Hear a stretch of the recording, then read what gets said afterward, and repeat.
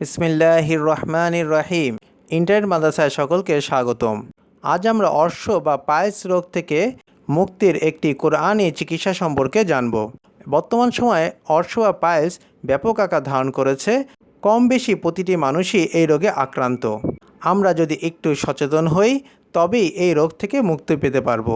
যেই খাবারগুলি কোষ্ঠকাঠিন্যের মূল, সেই খাবারগুলি থেকে অবশ্যই আমাদের দূরে থাকতে হবে, যেমন ফাস্টফুড এবং এই জাতীয় যত খাবার আছে। আর আমরা আঁশ জাতীয় খাবার অবশ্যই খাবো। আর কোরআনুল কারীমের এই ছোট্ট চিকিৎসাটি আমরা করব। তবে আশা করা যায় ইনশাআল্লাহ আমরা এই রোগ থেকে মুক্ত হতে পারবো।